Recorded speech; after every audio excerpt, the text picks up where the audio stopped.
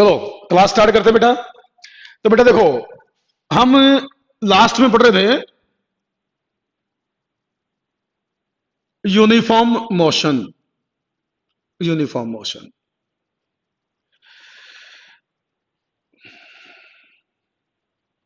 अच्छा क्वेश्चन दिया था क्या मैंने? क्वेश्चन दिया था, करूंगा उसको डिस्कस भी, कोई बात नहीं, ठीक है, कर दिया होगा मेरे ख्याल से आप लोगों ने। अब पहले मैं जो टॉपिक स्टार्ट कर रहा हूं इसको आगे बढ़ाते हैं, क्वेश्चन को लास्ट में देखेंगे, लास्ट में देखेंगे। तो बेटा यूनिफॉर्म मोशन का मतलब था यूनिफॉर्म वेलोसिटी, कि अगर किसी बॉडी की वेलोसिटी यूनिफॉर्म है, अगर किसी बॉडी की वेलोसिटी यूनिफॉर्म है तो उसकी मोशन यूनिफॉर्म मोशन कहलाएगी। If velocity of the body is uniform, then its motion is called uniform motion. और मैंने कहा था भाई in uniform motion displacement will be equal to velocity into time. ये टी टाइम इंटरवल है, this t is time interval, तो during t time interval displacement is velocity into time. फिर मैंने कहा था भाई s will be equal to v into t. Uniform motion में displacement और डिस्टेंस दोनों बराबर होंगे, तो भाई इस हिसाब से आप s is equal to v t लिख सकते थे। तो इसमें मैंने कुछ चीजें बतानी है आप लोगों को। जैसे एक तो सिंपल है, यूनिफॉर्म मोशन में अगर आप डिस्प्लेसमेंट टाइम ग्राफ बनाओ, तो डिस्प्लेसमेंट टाइम ग्राफ, तो ये आएगा straight line. Displacement time graph straight line आएगा, क्योंकि देखो एस प्रोपोर्शनल टू टी है, तो एस प्रोपोर्शनल टू टी है तो ग्राफ स्ट्रेट लाइन आएगा। और डिस्प्लेसमेंट का ग्राफ हमेशा ओरिजिन से स्टार्ट होता है, डिस्प्लेसमेंट का ग्राफ हमेशा ओरिजिन से स्टार्ट होता है। तो displacement time graph straight line आएगा, लेकिन इसमें यह है, इस ग्राफ का स्लोप देखो एक बार, इस ग्राफ का स्लोप देखो, आपको पता है स्लोप होता है tangent theta, slope tangent theta. तो इसमें अगर आप देखोगे तो ये जो इंटरसेप्ट है ये टी को रिप्रेजेंट करेगा, ये इंटरसेप्ट एस को रिप्रेजेंट करेगा। अगर ये एस होगा तो ये भी एस होगा,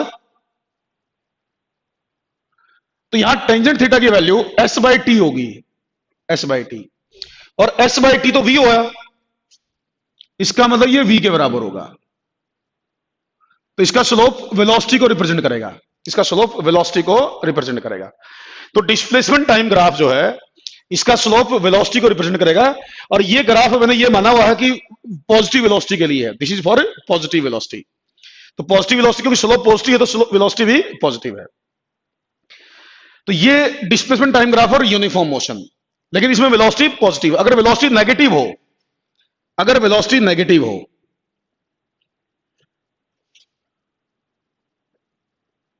तो ग्राफ यूं आएगा, नेगेटिव वेलोसिटी। इसमें स्लोप वेलोसिटी के बराबर है, लेकिन इसमें वेलोसिटी नेगेटिव होगी, नेगेटिव वेलोसिटी होगी।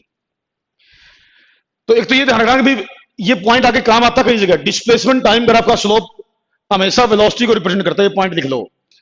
Graph slope of the displacement time graph always represents velocity, slope of displacement time graph always represents velocity.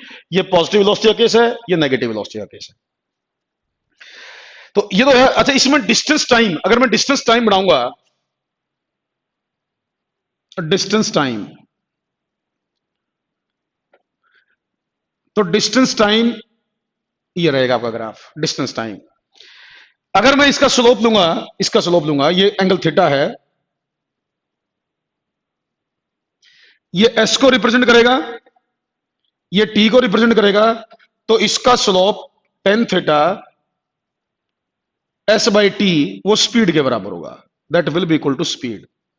Distance time graph का स्लोप स्पीड को रिप्रेजेंट करता है। हाँ बिल्कुल सही, छोटी छोटी बातें 9th में पढ़ रखी हैं आप लोगों ने, लेकिन ये इंपॉर्टेंट है, आगे बड़े काम आती हैं। ग्राफ के बहुत सारे, मैंने कहा ना कम से कम 50 ग्राफ बनाने हैं हमने इस यूनिट में, कम से कम 50 ग्राफ, तो वहां ये सब चीजें छोटी छोटी बातें आगे यूज होती हैं, तो ध्यान रखना है। अच्छा ये तो देखो डिस्प्लेसमेंट का ग्राफ है। एक होता है position graph, position graph, position graph की बात करूंगा मैं एक बार। उसके लिए पहले पोजीशन को मैं एक्सप्लेन कर दूं। यूनिफॉर्म मोशन की ही बात कर रहा हूं मैं, ये डिस्प्लेसमेंट के लिए बनाया मैं, अब मैं डिस्कस करूंगा पोजीशन के बारे में। मैं उसको पहले समझाता हूं भाई। देखो डिस्प्लेसमेंट टाइम ग्राफ तो हमेशा ओरिजिन से स्टार्ट होता है, तो लेकिन पोजीशन टाइम ग्राफ कहीं से भी स्टार्ट हो सकता है। पोजीशन टाइम ग्राफ ओरिजिन से स्टार्ट हो सकता है, ओरिजिन के ऊपर से भी स्टार्ट हो सकता है, ओरिजिन के नीचे से भी स्टार्ट हो सकता है। मैं एक एग्जांपल लेके समझाने की कोशिश करता हूं।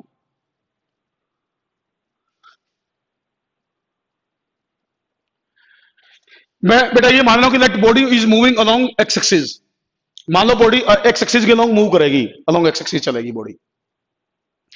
देखो हम जो टॉपिक पढ़ रहे हैं ना वो रेक्टिलिनियर मोशन पढ़ रहे हैं, मतलब मोशन इन स्ट्रेट लाइन पढ़ रहे हैं, मोशन इन स्ट्रेट लाइन। तो एक उसी के हिसाब से हम एग्जांपल भी लेने लग रहे हैं अभी। तो देखो मैं ये मान रहा हूं कि body is moving with constant velocity along x axis. Constant velocity के साथ एक्स एक्सिस के अलोंग मिलेगी, मूव करेगी। वो इधर भी जा सकती है, वो इधर भी जा सकती है। मैं राइट साइड में मानूंगा, पहले समझाने के लिए मैं राइट साइड में कंसीडर करूंगा। अब देखो बॉडी मोशन ओ से भी स्टार्ट कर सकती है। हो सकता है बॉडी अपनी मोशन ओ से स्टार्ट करे, ओरिजिन से। हो सकता है ओरिजिन के पीछे से स्टार्ट करे, हो सकता है ओरिजिन के आगे से स्टार्ट करे। मोशन कहीं से भी स्टार्ट हो सकती है। मैं ये मान लेता हूं कि बॉडी ए पॉइंट से अपनी मोशन स्टार्ट करती है। मोशन स्टार्ट करने से मेरा मतलब होता है कि पहली ऑब्जर्वेशन जब ली उस टाइम देखना बॉडी कहां है। जिस टाइम आपने पहली बार बॉडी को देखा उस टाइम को जीरो टाइम कहा जाता है। That time is called zero time. तो मैं ये मानूंगा at t is equal to zero, at t is equal to zero let body is at A. बेटा टी जीरो का कंसेप्ट हमेशा याद रखना, बड़ा इंपॉर्टेंट बट बहुत बेसिक कंसेप्ट है। टी जीरो का मतलब होता है जिस टाइम आपने बॉडी की पहली बार ऑब्जर्वेशन ली। फिजिक्स में हम उसको जीरो टाइम मानते हैं थियोरेटिकल स्टडी करने के लिए। That time is considered zero time. उसके बाद हम टाइम को आगे बढ़ाते रहते हैं। 1 सेकंड होगा, 2 सेकंड हो गए, 3 सेकंड, 4 सेकंड, ऐसे बढ़ते रहता है। तो इसको बोलेंगे initial position of the body. This will be called as initial position. T zero पर अगर मान लो बॉडी ए पॉइंट पर है तो हम कहेंगे कि इनिशियल पोजीशन बॉडी की ए है। मान लीजिए यह है x naught, let this is x naught. अब बॉडी कांस्टेंट वेलोसिटी से चली, बॉडी चली कांस्टेंट वेलोसिटी से। टी जीरो पर बॉडी ए पॉइंट पर थी, उसकी वेलोसिटी कांस्टेंट है। मान लो at time equal to t body आ गई बी पॉइंट पर। टी टाइम पर बॉडी आ गई बी पॉइंट पर। तो बेटा ये बताओ ये डिस्प्लेसमेंट ये कितना हुआ, ये डिस्टेंस मेरे ख्याल से तो v इंटू टी हुआ। This is v into t. A से बी जाने का टाइम होगा टी, ए से बी जाने का टाइम टी हो गया। वेलोसिटी कांस्टेंट है जो v के बराबर मानी, तो ये वाला गैप जो है वो v इंटू टी हो गया। बट पोजीशन ये है, पोजीशन तो इसको बोलेंगे हम x को, ये पोजीशन है। तो मैं ए से बी तक मान लो बॉडी को स्टडी कर रहा हूं, ए से बी तक। तो ये x आपकी फाइनल पोजीशन होगी, एक्स नॉट इनिशियल पोजीशन होगी। तो क्या मैं x को यूं लिख सकता था, x not plus we T. X को मैं x not plus we t लिख सकता था। Position after T time, this x is the position after T time, x not is initial position, x not is initial position. तो इसमें x position को represent करता है after T time, x not इसमें initial position को represent करता है। अब ये बताओ, ये मेरे को कह रहा है भाई पोजीशन टाइम ग्राफ बनाओ, position time graph, position time graph. पहले तो ये देखो आप बेटा, x की पावर 1 है, t की पावर 1 है, दोनों की पावर 1 है, तो ग्राफ स्ट्रेट लाइन होगा। आपको पता है स्ट्रेट लाइन ग्राफ की पहचान, स्ट्रेट लाइन ग्राफ की पहचान ये होती है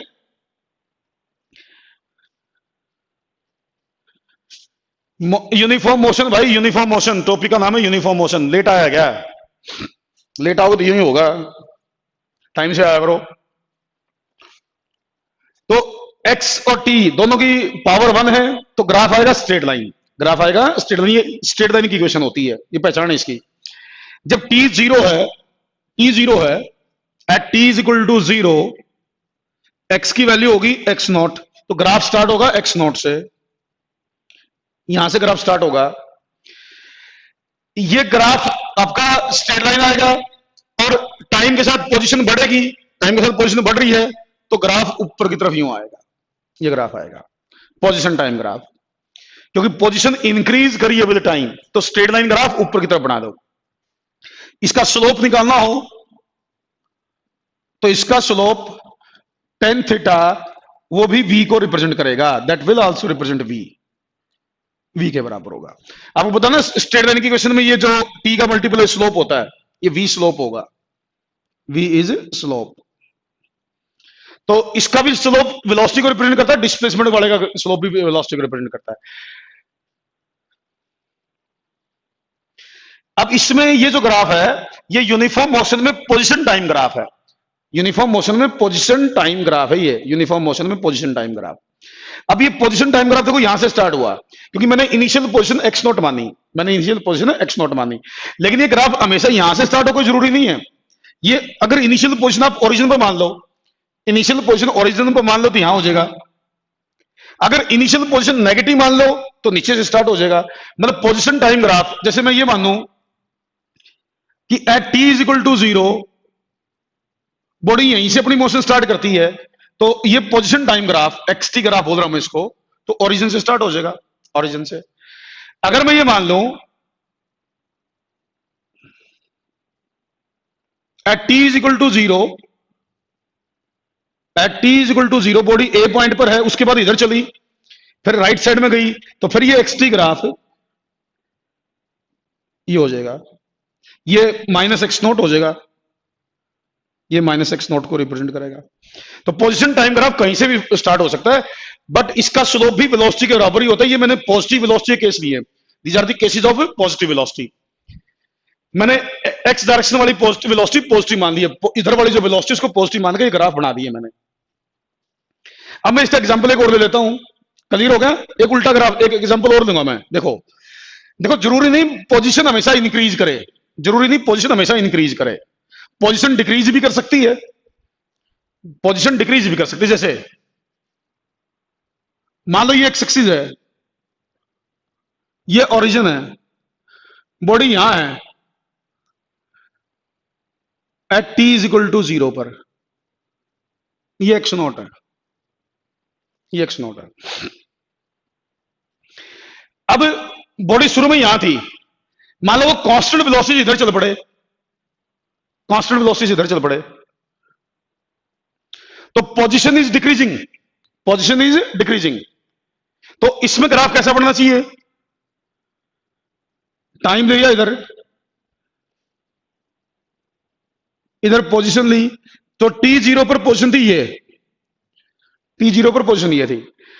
अब टाइम के साथ पोजीशन डिक्रीज करेगी तो ग्राफ आएगा इस तरह का, इस तरह ग्राफ आएगा।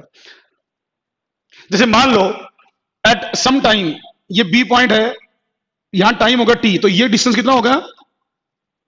Minus v T. तो ये मान लो x है, अगर x को दिखाऊंगा तो मैं कहूंगा x is equal to x nought minus v t. Minus sign केवल डायरेक्शन के लिए है ये, तो x is equal to minus v t, ये बन जाएगा। तो ये भी स्ट्रेट लाइन है बट नेगेटिव स्लोप, इसका स्लोप नेगेटिव है, इसकी वेलोसिटी स्लोप है माइनस वी के बराबर, नेगेटिव वेलोसिटी। तो ये पोजीशन टाइम ग्राफ का मीनिंग समझना है, एक डिस्प्लेसमेंट टाइम ग्राफ का। दोनों में एक कॉमन बात ये है, ग्राफ से पोजीशन टाइम हो, ग्राफ से डिस्प्लेसमेंट टाइम हो, दोनों का स्लोप वेलोसिटी को जरूर रिप्रेजेंट करेगा। ये पॉइंट तो कॉमन है। ग्राफ में कह रहा हूं चाहे डिस्प्लेसमेंट टाइम हो चाहे पोजीशन टाइम हो, दोनों का स्लोप वेलोसिटी के बराबर है, बट डिस्प्लेसमेंट 0 से स्टार्ट होगा, पोजीशन कहीं से भी स्टार्ट हो सकती है। ये दोनों में फर्क है, क्योंकि इनिशियल पोजीशन कहीं भी हो सकती है, ओरिजिन से पहले भी, ओरिजिन के बाद भी। सब कुछ क्लियर हो रहा है भाई? समझ में आ रहा है? आवाज वगैरह वीडियो वीडियो क्लियर होगी? सबको बोलो सब कुछ क्लियर होगा बेटा? कोई डाउट कोई दिक्कत हो बताना मेरे को।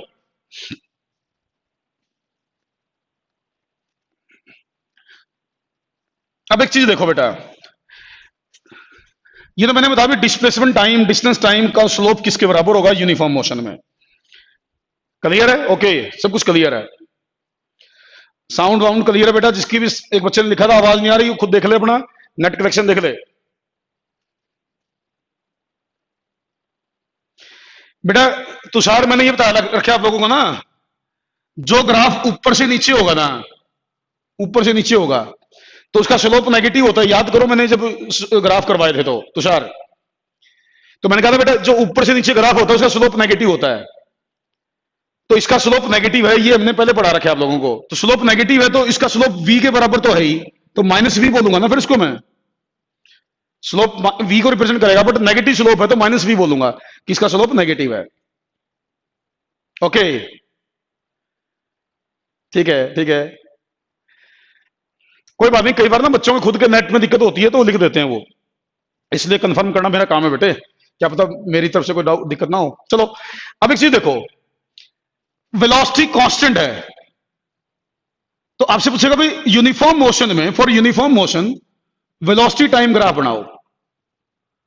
यूनिफॉर्म मोशन में वेलोसिटी टाइम ग्राफ, तो ग्राफ आएगा ये, अगर वेलोसिटी पॉजिटिव है तो, क्योंकि वेलोसिटी ना इंक्रीज करेगी ना डिक्रीज करेगी, तो वेलोसिटी कांस्टेंट होगी।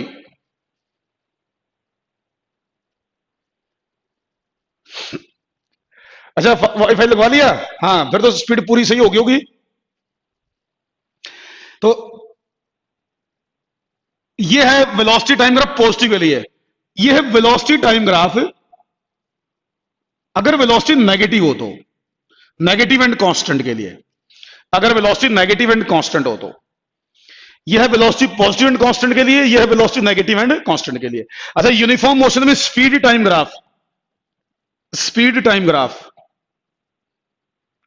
हमेशा ऊपर ही आएगा। स्पीड आपको पता नेगेटिव तो कभी होती नहीं, स्पीड इज ऑलवेज पॉजिटिव, तो स्पीड टाइम ग्राफ तो हमेशा ही ऊपर आएगा यूनिफॉर्म मोशन के लिए, स्ट्रेट लाइन भी आएगा और ऊपर आएगा, कांस्टेंट रहेगी स्पीड, ना घटेगी ना बढ़ेगी और पॉजिटिव रहेगी। अब मैं एक बार एक डिस्कशन करता हूं स्पीड टाइम ग्राफ की इंपॉर्टेंस से रिलेटेड, स्पीड टाइम ग्राफ की इंपॉर्टेंस से रिलेटेड। देखो भाई, velocity time graph, velocity time graph हो या स्पीड टाइम, मेन है वेलोसिटी टाइम ग्राफ, बिल्कुल सही वंदना। देखो बेटे, मान लीजिए मैंने पॉजिटिव वेलोसिटी के हिसाब से समझा रहा हूं मैं एक बार, वेलोसिटी नेगेटिव भी हो सकती है, समझाने के लिए मैं पॉजिटिव वेलोसिटी एग्जांपल ले रहा हूं। मान लो ये वेलोसिटी टाइम ग्राफ आया, ये ओ, ये पॉइंट ए, ये पॉइंट बी,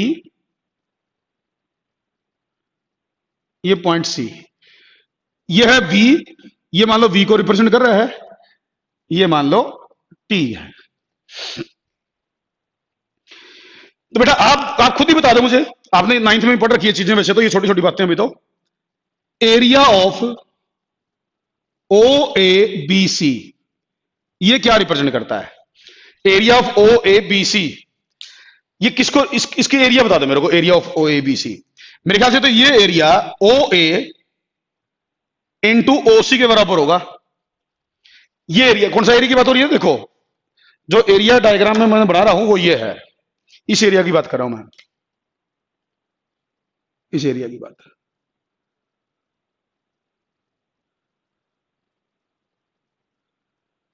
इस एरिया की बात कर रहा हूं। तो अब ये बताओ, अगर ये एरिया ओ ए प्लस ओ बी, तो ओ ए का मतलब वी और ओ सी का मतलब टी, और ये वी इंटू टी डिस्प्लेसमेंट हो गया, तो इसका मतलब एरिया ऑफ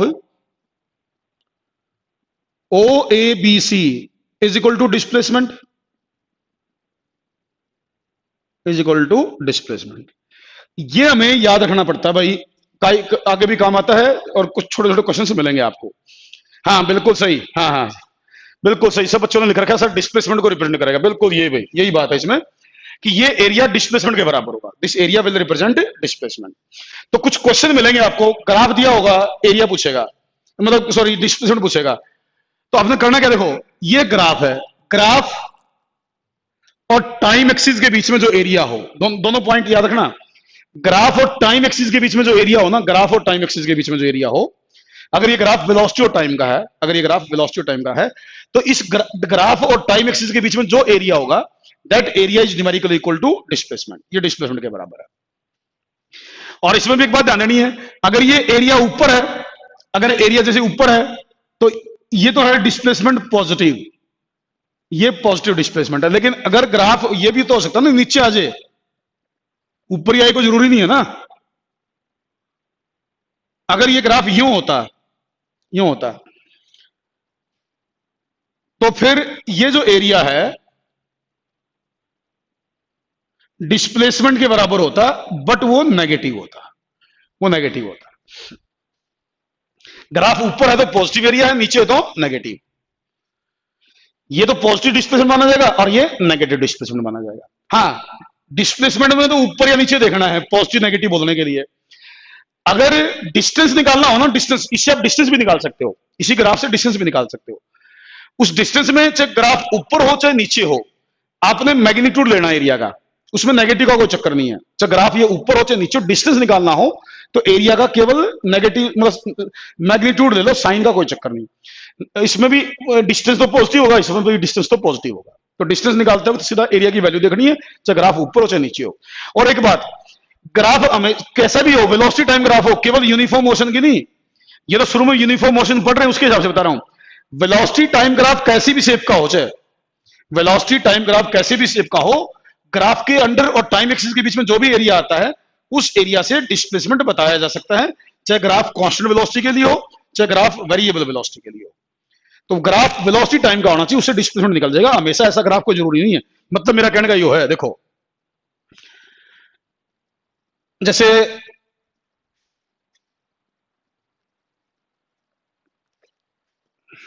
ये है भाई, मान लो कई बार हो सकता है अभी वेलोसिटी वेरिएबल का भी ग्राफ आ जाए क्वेश्चन में, तो कुछ भी आ सके ना, क्वेश्चन में तो कुछ भी वैल्यू दी हो सकती है।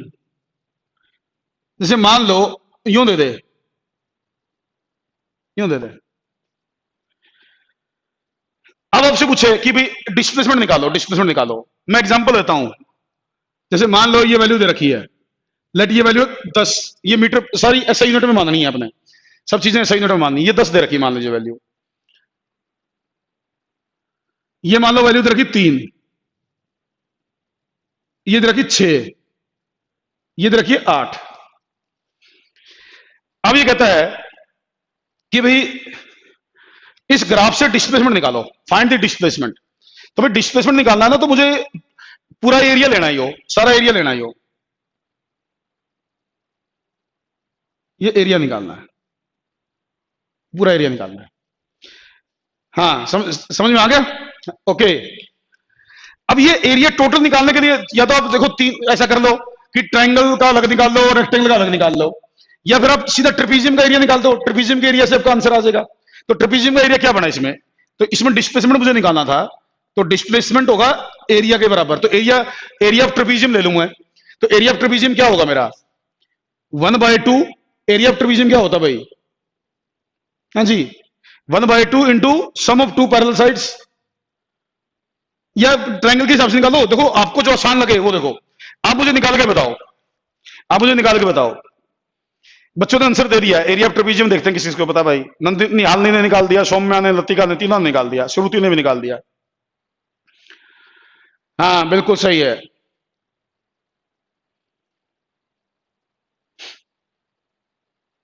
आठ 3 11 गुणा में 5, बिल्कुल सही, यही आएगा 55 आएगा 55। तो कितना बना भाई, ये साइड होगी 8, ये साइड होगी 3, परपेंडिकुलर डिस्टेंस होगा 10/2, तो 55 आ गया, तो 55 मीटर आंसर हो गया। तो ये इस तरीके से आप बता सकते थे, मतलब मेरा कहने का मतलब एरिया ले रहा है जब ग्राफ किसी भी शेप का हो, अगर वेलोसिटी टाइम ग्राफ है तो। और मैं एग्जांपल लेता हूं, और देता हूं मैं एग्जांपल, देखो बिल्कुल बिल्कुल, हाँ अलग अलग करके निकालो, चाहे अलग अलग करके निकाल लो वो भी ठीक है। आप एक जरूरी नहीं इकट्ठा निकालो, आपका मन करे तो देखो ना, ये जैसे ट्रायंगल है, इसका अलग से निकाल लो, इस ट्रायंगल का अलग से निकाल लो, बीच वाले रेक्टेंगल का अलग से निकाल लो, तीनों को जोड़ दो। हाँ बिल्कुल बिल्कुल। अच्छा और एग्जांपल लेता हूं मैं इसमें, देखो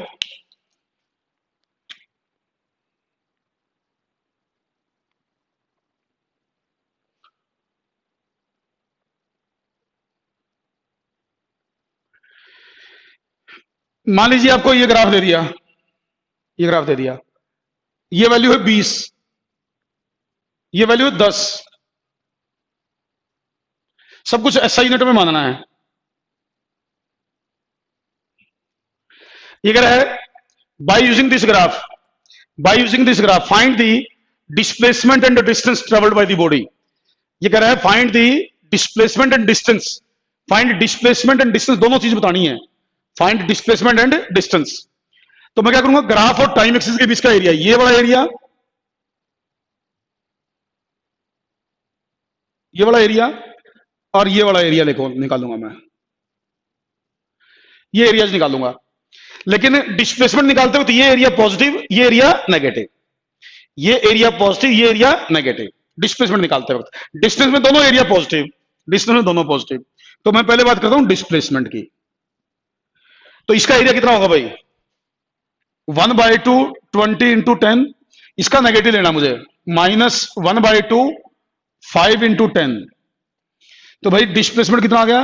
100। तो ये हो गया माइनस का 25 75 मीटर।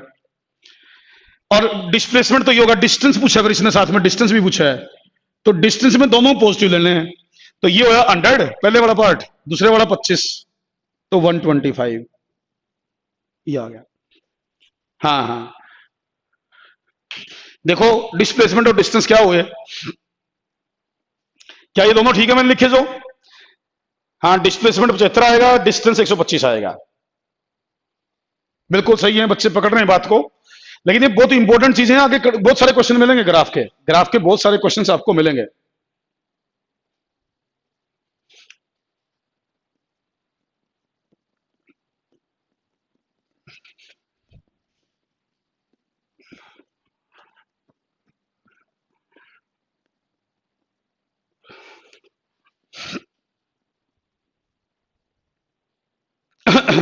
चलो निकाल लिया, मतलब इस तरह क्वेश्चन कर लोगे आप, मैं उम्मीद करता हूं आगे से।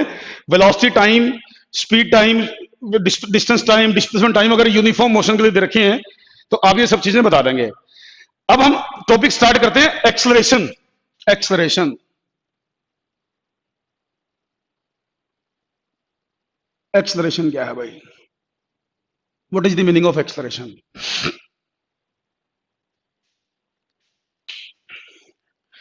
एक बच्चा पूछ रहा है कि नेगेटिव वेलोसिटी एग्जांपल दो। बता देता हूं भाई, देखो सुनो बेटा, नेगेटिव वेलोसिटी का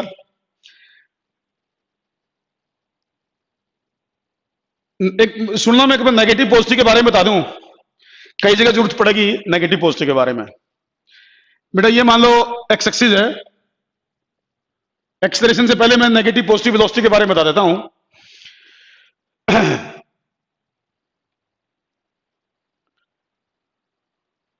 एक बार नेगेटिव पॉजिटिव के बारे में सुनो बेटा, बहुत काम की बात है। नेगेटिव पॉजिटिव वेलोसिटी के बारे में या कोई भी वेक्टर, देखो कब पॉजिटिव बोलेंगे कब नेगेटिव बोलेंगे। जैसे मान लो लेट बॉडी इधर जा रही है,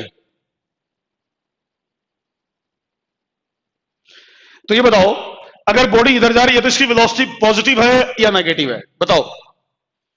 अगर मान लो बॉडी इधर जा रही है तो आप लिखो, इसमें लिखिए, बताओ मुझे इसकी वेलोसिटी को मैं पॉजिटिव बोलूं या नेगेटिव बोलूं? इसकी वेलोसिटी को पॉजिटिव बोलूं या नेगेटिव, अगर वेलोसिटी इधर है तो? बताओ भाई, लिख के बताओ।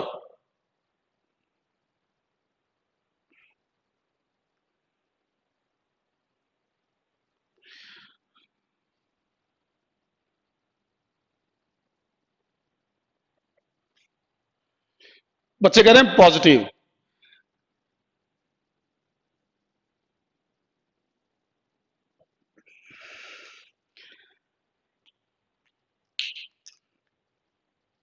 पॉजिटिव, ठीक ठीक ठीक ठीक ठीक ठीक ठीक ठीक। अब जिसने भी पॉजिटिव आंसर लिखा ना, जिसने भी पॉजिटिव आंसर लिखा वो गलत है। जिसने भी पॉजिटिव आंसर लिखा है वो गलत है। सुनो मेरी बात को, अब वो गलत कैसे है सुनो, वो गलत सुनो कैसे है। मैंने आपसे पूछा था भी ये वेलोसिटी पॉजिटिव बोलूं या नेगेटिव, तो बच्चों ने बोला जी पॉजिटिव। तो बेटा इसको पॉजिटिव बोलना कोई जरूरी नहीं है, लिख लो बात। जैसे एक वेलोसिटी ये है, मान लो एक वेलोसिटी ये है, बच्चे बोलेंगे जी ये पॉजिटिव है या नेगेटिव, ना ऐसा कुछ नहीं है। पॉजिटिव और नेगेटिव आप जब तक गिवन ना हो क्वेश्चन में, जब तक या तो क्वेश्चन में बताना पड़ता है, बट पॉजिटिव किसको बोलना नेगेटिव किसको बोलना ये कोई रूल नहीं होता, ये कोई रूल नहीं है। आपकी मर्जी है आप किस पर्टिकुलर डायरेक्शन को पॉजिटिव डिसाइड करते हो और किस पर्टिकुलर डायरेक्शन को नेगेटिव डिसाइड करते हो। वो आप अपनी रिक्वायरमेंट के अकॉर्डिंग, अपनी कन्वीनियंस के अकॉर्डिंग इसको भी पॉजिटिव बोल सकते हो, इसको भी पॉजिटिव बोल सकते हो। तो आपकी जरूरत अगर इसको पॉजिटिव बोलने से पूरी होती है या आपका काम इसको पॉजिटिव बोलने से आसान होता है तो आप इसको पॉजिटिव बोल दो। अगर आपका काम इसको पॉजिटिव बोलने से आसान होता है तो इसको पॉजिटिव बोल दो। पॉजिटिव और नेगेटिव बोलना कोई रूल नहीं होता। ध्यान से सुनो मेरी बात को, बड़े काम की बात है यार, कई जगह यूज होगी है। हाँ, अगर मान लो मैं इसको पॉजिटिव मानूं, तो पॉजिटिव और नेगेटिव बोलने के लिए लेट करना पड़ता, late this is positive, late this is negative, यूं बोलते हैं हम। तो अगर मैं इसको पॉजिटिव बोलूंगा तो ये मुझे नेगेटिव लेनी पड़ेगी, ये मुझे नेगेटिव लेनी पड़ेगी। लेकिन इसको ही पॉजिटिव बोलूंगा तो कोई जरूरी नहीं है, मेरा मन करता है, मेरा काम इसको पॉजिटिव लेने से सोल्व होता है, तो मैं इसको भी पॉजिटिव बोल सकता हूं। लेकिन अगर मैं इसको पॉजिटिव बोलूंगा तो इसको मुझे नेगेटिव बोलना पड़ेगा। तो ये बात दिमाग में रखो, अगले 3-4 दिन बड़े काम आएगी बात, जब क्वेश्चन करेंगे हम। दो, देखो हम पढ़ रहे हैं motion in straight line, motion in straight line. तो एक पर्टिकुलर डायरेक्शन को आप पॉजिटिव मान लो, वो अपनी रिक्वायरमेंट के अकॉर्डिंग, अपनी कन्वीनियंस के अकॉर्डिंग। लेकिन जिस डायरेक्शन को पॉजिटिव मानते हो उसके अपोजिट जो डायरेक्शन होती है वो नेगेटिव कही जाती है। जैसे और एग्जांपल लेता हूं मैं, और आसान एग्जांपल लेता हूं। जैसे मैंने एक बॉल को ऊपर फेंका, एक बॉल को ऊपर फेंका, तो इनिशियल वेलोसिटी ऊपर है, इनिशियल वेलोसिटी ऊपर है। कोई बच्चा बोलेगा भाई इसको पॉजिटिव लें या नेगेटिव लें? बेटा वो आपकी मर्जी है, आप चाहो तो ऊपर वाली वेलोसिटी पॉजिटिव ले लो, आप चाहो तो ऊपर वाली वेलोसिटी नेगेटिव ले लो, कोई रूल थोड़ा ही नहीं है। तो इसीलिए पॉजिटिव नेगेटिव के बारे में मैं बार बार बताऊंगा भी आपको। हम लेट करते हैं, लेट दिस इज पॉजिटिव, लेकिन जिसको पॉजिटिव बोल दिया उसके अपोजिट वाली वैल्यू नेगेटिव बोलने का रूल है। लेकिन पॉजिटिव किसे मानना है वो आप अपनी मर्जी से डिसाइड कर सकते हो। ये पॉइंट याद रखना। अभी तो मैंने बताया है, आगे जब मैं इसको यूज करूंगा तो और सही तरह समझाऊंगा। अभी तो बच्चे ने पूछ लिया था पॉजिटिव नेगेटिव वेलोसिटी एग्जांपल ले लो, तो बेटा पहले वाली वेलोसिटी को भी आप नेगेटिव बोल सकते थे, वो आपकी कन्वीनियंस पे था। अभी तो जो सीधा बताया भी पॉजिटिव नेगेटिव आप किसी भी डायरेक्शन को मान सकते हो। चलो अभी हम बात करते हैं एक्सेलरेशन की। एक्सेलरेशन की देखो बेटा, एक्सेलरेशन एक वेक्टर क्वांटिटी है, it is a vector. Vector है तो पॉजिटिव नेगेटिव और जीरो कुछ भी हो सकता है, पॉजिटिव नेगेटिव जीरो कुछ भी हो सकता है। एक्सेलरेशन है क्या? Change in velocity, change in velocity over time taken, ये एक्सप्रेशन होगा। मतलब rate of change of velocity per time, rate of change of velocity per time is called acceleration, rate of change of velocity per time is called acceleration. अच्छा देखो, हम rectilinear motion पढ़ रहे हैं तो हम इसमें वेक्टर फॉर्म की बात नहीं करते। ए के ऊपर आमतौर पर हम एरो नहीं लगाएंगे, शुरू में डिफाइन कर रहा हूं तो इसलिए मैंने एरो के साथ बताया है। आमतौर पर तो सीधा हम ए को के मैग्नीट्यूड से बात करेंगे, बट पॉजिटिव नेगेटिव की बात जरूर कर लेंगे। तो हम आम रूटीन में ए को लिखेंगे डीवी बाई डी टी, यह है instantaneous expression, instantaneous expression, instantaneous expression. मतलब expression of the body at particular instant of time is called instantaneous expression. D v by d t बोलेंगे इसे हम, d v by d t instantaneous expression. जैसे instantaneous speed, instantaneous velocity थी, वैसे instantaneous expression. हाँ, एक हो सकता है यूनिफॉर्म एक्सप्रेशन, यूनिफॉर्म एक्सप्रेशन,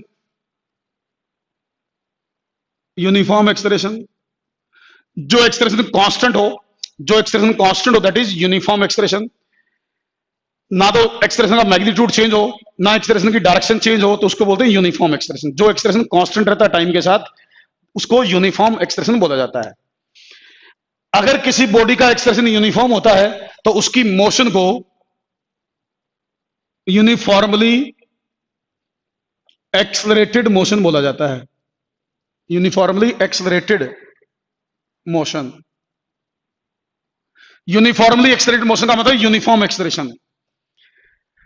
अगर किसी बॉडी का एक्सलेरेशन यूनिफॉर्म हो then its motion is called uniformly accelerated motion. और हमें ज्यादातर केस यूनिफॉर्मली एक्सलरेटेड मोशन के पढ़ने होते हैं, ज्यादातर केस हमने यूनिफॉर्मली एक्सलरेटेड मोशन के पढ़ने होते हैं थ्योरेटिकली। क्वेश्चन के लिए तो नॉन यूनिफॉर्म एक्सप्रेशन की भी बात करांगे हम।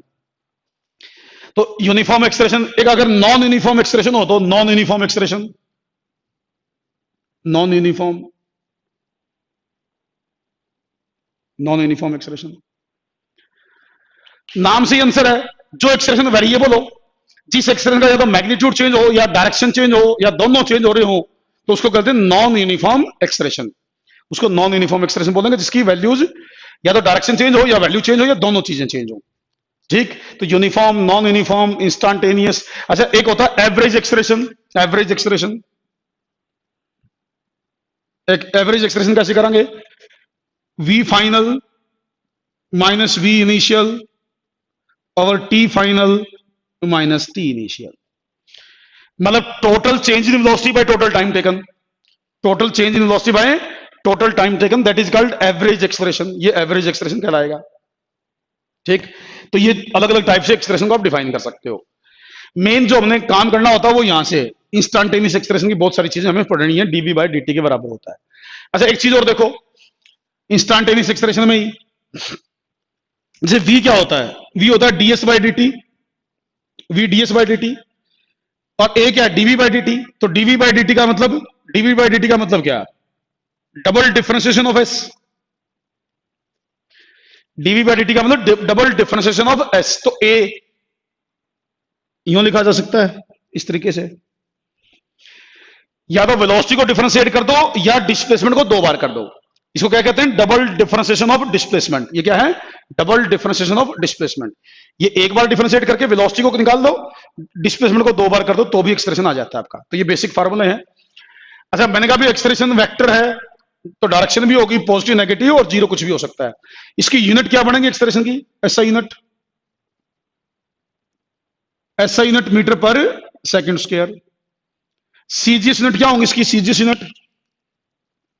सीजीएस सेंटीमीटर पर सेकंड स्क्वायर। इसका डायमेंशनल फार्मूला क्या होगा? L1 T-2। तो ये सब बेसिक चीजें हैं इसकी। क्या रिपीट करूं भाई, समझ के? रिपीट, रिपीट का मतलब क्या होता है? कौन सी बात रिपीट करूं भाई, बता। कौन सी बात रिपीट करूं? पूरा थोड़ा ही रिपीट करूंगा, एक रिपीट लिखने का काम चल जाएगा। क्या बात समझ में नहीं वो बता।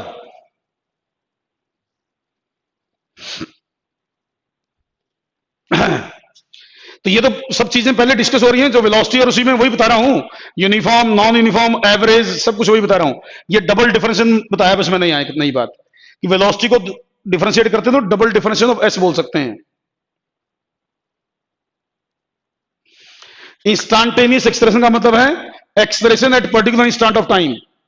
इंस्टेंटेनियस एक्सप्रेशन का मतलब है expression of the body at particular instant of time.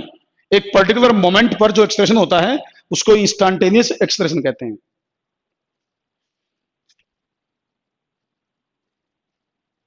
अच्छा, मोटे तौर पर एक्सप्रेशन का मतलब क्या हुआ? मोटे तौर पर एक्सप्रेशन का मतलब क्या हुआ भाई? अगर हम कहते हैं किसी बॉडी में एक्सप्रेशन है ना, अगर किसी बॉडी में एक्सप्रेशन है, इसका मतलब बॉडी की वेलोसिटी वेरिएबल है। बॉडी में एक्सप्रेशन होने का मतलब बॉडी की वेलोसिटी वेरिएबल है। हाँ, सेकंड डेरिवेटिव बोल दो, एक ही बात है, बिल्कुल सही। तो एक्सप्रेशन होने का मतलब नॉन यूनिफॉर्म मोशन। मतलब एक्सप्रेशन अगर है बॉडी में तो इसका मतलब वेलोसिटी, या तो वेलोसिटी का मैग्नीट्यूड चेंज हो रहा है या वेलोसिटी की डायरेक्शन चेंज हो रही है। या तो वेलोसिटी की, मैंने क्या क्या कहा, मैग्नीट्यूड चेंज हो रहा है या डायरेक्शन चेंज हो रही है या दोनों चेंज हो रहे हैं। वेलोसिटी में चेंज होगा तो ही बॉडी में एक्सप्रेशन होगा। तो एक्सप्रेशन होने का मतलब वेरिएबल वेलोसिटी। अच्छा, एक आपने वर्ड सुना होगा रिटार्डेशन। Retardation, retardation. मेरे को एक बार ना डेफिनेशन लिख के बताओ रिटार्डेशन की। रिटार्डेशन की डेफिनेशन लिख के बताओ मेरे को बार बार, डिफाइन रिटार्डेशन। देखते हैं कितने बच्चों को पता है रिटार्डेशन क्या है। लिख के बताओ रिटार्डेशन।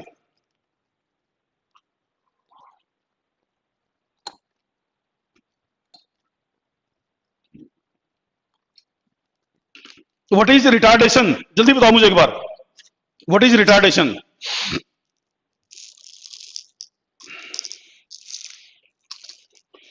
हाँ, चिराग ने आंसर दे दिया जो गलत है। प्रतीक शोरान ने आंसर दे दिया जो गलत है। आदित्य ने आंसर दे दिया जो गलत है। नंदिनी ने आंसर दे दिया जो गलत है। कार्तिक ने देने की कोशिश की थी, छोटा गलती कर गया। अनन्या ने दे दिया गलत है। मुस्कान ने दे दिया गलत है।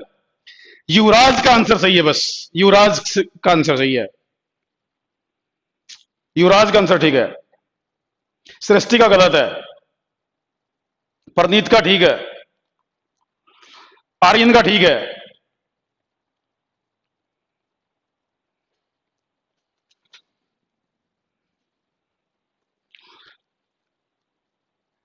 3-4 बच्चों ने ठीक किया, बाकियों को मैं पढ़ नहीं पाया।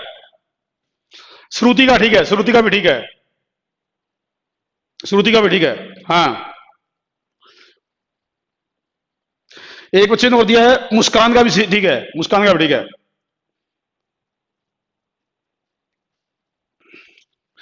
श्रुति ने ठीक दिया था आंसर। अब देखो, अब मैं आपको बताता हूं, सुनिए मेरी बात को। अब आंसर मत लिखो। देखो, ज्यादातर बच्चों ने जो आंसर दिया, कुछ ने ठीक भी दिया है, ऐसी बात नहीं, कुछ ने आंसर ठीक दिया है, लेकिन ज्यादातर ने आंसर क्या दिया पता क्या है? ज्यादातर ने आंसर दिया the negative expression is called retardation. ज्यादातर बच्चों ने आंसर लिखा है, कुछ ने ठीक लिखा है, ऐसी बात नहीं है, 5-6 बच्चों ने आंसर दिया है, लेकिन ज्यादातर बच्चों ने आंसर लिखा the negative expression is called retardation. और ये बात गलत है, मैं कह रहा हूं ये बात गलत है। आपने ये नहीं कहना the negative expression is called retardation, ये बिल्कुल ब्लंडर मिस्टेक है। मैं कह रहा हूं ब्लंडर है ये। नेगेटिव एक्सप्रेशन को रिटार्डेशन नहीं कहते। रिटार्डेशन का मतलब क्या है बेटा? रिटार्डेशन का मतलब है जो एक्सप्रेशन डायरेक्शन ऑफ मोशन के अपोजिट हो या डायरेक्शन ऑफ वेलोसिटी के अपोजिट हो। जैसे अगर मान लो बॉडी की वेलोसिटी इधर हो और एक्सप्रेशन इसके उल्टा हो, एक्सप्रेशन इसके उल्टा हो, वेलोसिटी इधर है, एक्सप्रेशन इधर है, तो ये रिटार्डेशन है, ये है रिटार्डेशन। जो एक्सप्रेशन वेलोसिटी के अपोजिट होता है उस एक्सप्रेशन को रिटार्डेशन कहते हैं। मतलब मोटे तौर पर यह है, मोटे तौर पर यह देखो, एक्सप्रेशन होने का मतलब है, एक्सप्रेशन होने का मतलब वेलोसिटी चेंज हो रही है, वेलोसिटी चेंज हो रही है अगर एक्सप्रेशन है तो। लेकिन अगर मान लो वेलोसिटी डिक्रीज कर रही हो, if velocity is decreasing with time then expression is called retardation, तो उस एक्सप्रेशन को फिर रिटार्डेशन कहते हैं। ये मत कहना कभी भी कि negative expression is called retardation, ये मत कहना, मैं कह रहा हूं ये ब्लंडर मिस्टेक हो जाएगी आपके पार्ट पर। आप पॉजिटिव एक्सप्रेशन भी रिटार्डेशन हो सकता है, मैं क्या कह रहा हूं, पॉजिटिव एक्सप्रेशन भी रिटार्डेशन हो सकता है, नेगेटिव एक्सप्रेशन भी रिटार्डेशन हो सकता है। रिटार्डेशन का मतलब नेगेटिव पोजीशन नहीं है, रिटार्डेशन का मतलब जो वेलोसिटी के अपोजिट हो, जो एक्सप्रेशन वेलोसिटी के अपोजिट हो। वो तो मैंने अभी थोड़ी देर पहले क्या कहा था, पॉजिटिव और नेगेटिव तो हम अपनी मर्जी से डिसाइड करते हैं, पॉजिटिव नेगेटिव तो हम अपनी मर्जी से डिसाइड करते हैं। पॉजिटिव नेगेटिव को रूल थोड़ा नहीं है किसको पॉजिटिव किसको नेगेटिव बोलना है। एक डायरेक्शन पॉजिटिव मान ली, उसके उल्टी नेगेटिव माननी है, ठीक? तो इसलिए negative expression is not retardation always, ये पॉइंट याद करो, not always negative expression is retardation. Expression which is opposite to the direction of velocity, जो एक्सप्रेशन वेलोसिटी के अपोजिट होता है, जो वेलोसिटी को डिक्रीज करता है, उसको रिटार्डेशन कहते हैं, उसको रिटार्डेशन कहते हैं। ये पॉइंट है मेन चीज, तो ये ध्यान देना है। स्कूल में बच्चे ना, या जो आम बुक्स हैं आपकी, छोटी मोटी बुक्स हैं, अच्छी वाली बुक्स में तो नहीं, एचसी वर्मा वगैरह का पढ़ोगे तो उसमें तो गलतियां नहीं होती हैं, लेकिन जो प्रदीप की छोटी छोटी बुक्स है, दिनेश की, प्रदीप की, अशल अरोड़ा, इनमें कई बार लिख देता है the negative expression is called retardation. कई बार ध्यान नहीं देते, टीचर्स भी क्लास में बता देते हैं कि negative expression is called retardation. ये बात बिल्कुल गलत है, बिल्कुल नहीं बोलना आपने। जैसे इस केस में देखो, वेलोसिटी ऑफ एक्सप्रेशन कौन सा पॉजिटिव कौन सा नेगेटिव, मुझे खुद डिसाइड करना है। मैं ये मान लेता हूं लेट वी पॉजिटिव, तो इधर वाली डायरेक्शन मैंने पॉजिटिव मान ली, तो ये अपने आप नेगेटिव होगी, इसका मतलब ए नेगेटिव हो गया। तो यहां तो ए नेगेटिव है, रिटार्डेशन है। लेकिन अगर मान लो ये वी है, ये ए है, मैं ये मान लो let v is negative, v is negative, इसका मतलब ए तो पॉजिटिव हो गया। अगर मैंने ये डायरेक्शन नेगेटिव मानी तो ये पॉजिटिव हो गया, बट ए पॉजिटिव तो है, अब भी रिटार्डेशन है, ये अब भी रिटार्डेशन है, क्योंकि वेलोसिटी के उल्टा है, वेलोसिटी के उल्टा है। ये दे दिया मैंने एग्जांपल, देख लो भाई, ये दोनों रिटार्डेशन है, बट इस केस में नेगेटिव है, इस केस में पॉजिटिव है, इस केस में नेगेटिव है, इस केस में पॉजिटिव है, लेकिन है दोनों रिटार्डेशन, ठीक? जैसे मान लीजिए मैंने एक बॉडी को ऊपर फेंका, आपको पता है ना, बॉडी को ऊपर फेंकोगे तो वेलोसिटी अगर ऊपर है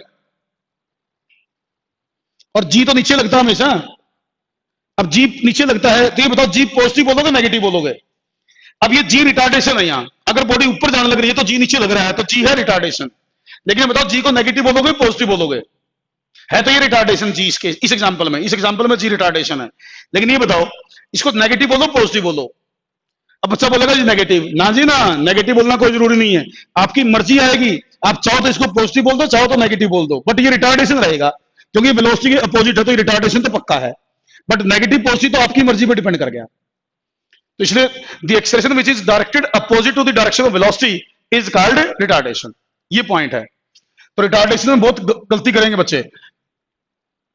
अच्छा, आमतौर पर ना कई बच्चे जैसे बोलेंगे भाई भाई हमें कैसे पता जी पॉजिटिव किसको लेना, नेगेटिव किसको लेना। नॉर्मली नॉर्मली क्या होता है, देखो रूल तो नहीं है। जैसे कि बच्चे सोचते हैं पॉजिटिव नेगेटिव डिसाइड कैसे करते हैं जी। वैसे तो मैं बहुत सारे एग्जांपल करवाऊंगा आपको। ये जो चैप्टर स्टार्ट हुआ ना, अब का एक्सप्रेशन वाला टॉपिक जो स्टार्ट हो गया है, इस टॉपिक पर कितने भी न्यूमेरिकल करवा लो आप, बहुत सारे न्यूमेरिकल बन सकते हैं अब। तो मैं आपको कम से कम 30-40 न्यूमेरिकल करवाऊंगा। एक तो चीज आपको वहां पता चलेगी भी पॉजिटिव नेगेटिव कैसे डिसाइड करते हैं, क्योंकि मैं क्वेश्चन में लूंगा, कभी पॉजिटिव मानूंगा, कभी नेगेटिव मानूंगा।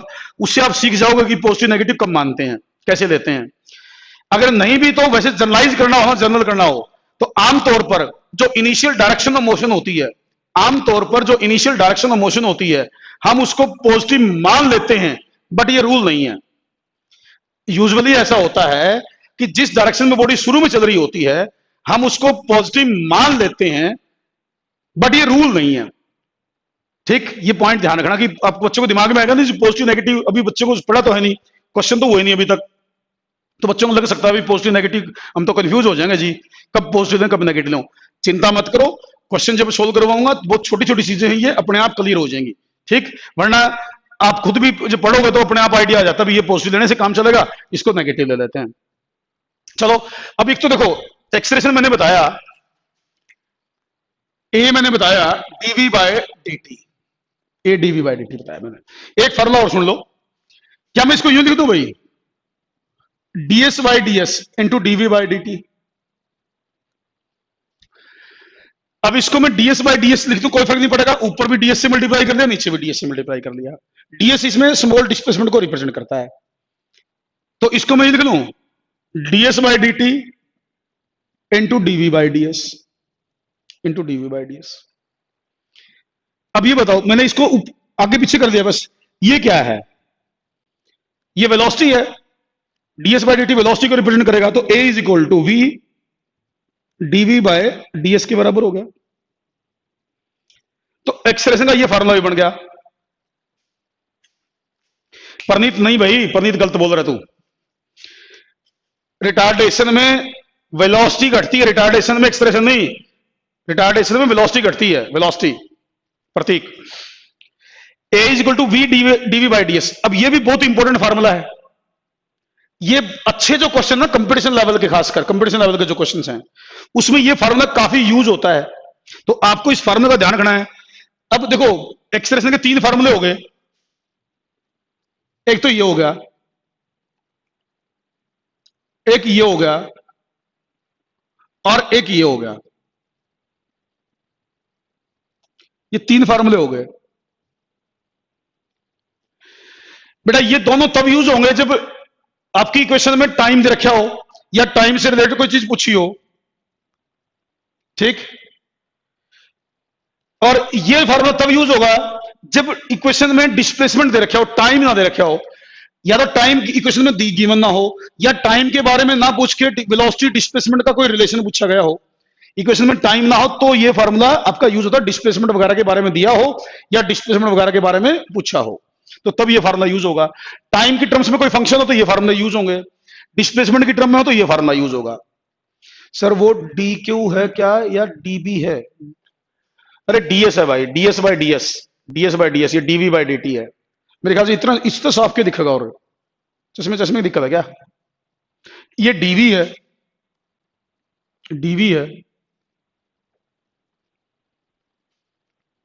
बोलर भी तो लग रहा है इतना, तो यहां से क्यों कहां से आ जाएगा यहाँ बताइए भाई, क्यों कहां से आ जाएगा बताइए? क्यों का नाम में नहीं, कितने दूर दूर तक भी 100 कोस भी नाम को नहीं क्यों का, तो कंफ्यूजन बढ़ना हो तो बढ़ाना हो तो कुछ सोचे जाओ दिमाग में भाई।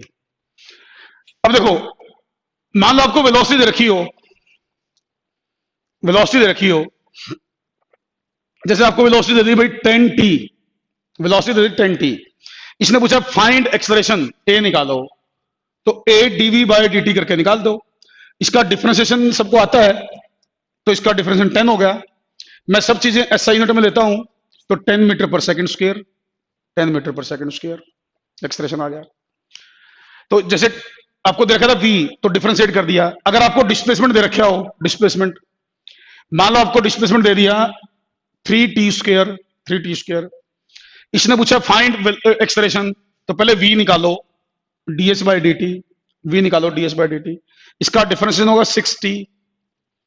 फिर इसको डबल डिफरेंशिएशन करो, या तो लिखो a dv by d T लिखो, या लिखो डबल डिफरेंशिएशन ऑफ s, तो 6 आएगा। तो इसका आंसर 6 मीटर पर सेकंड स्क्वायर आ गया। तो इस तरीके से आप डिफरेंशिएट करके आंसर से बता सकते हैं।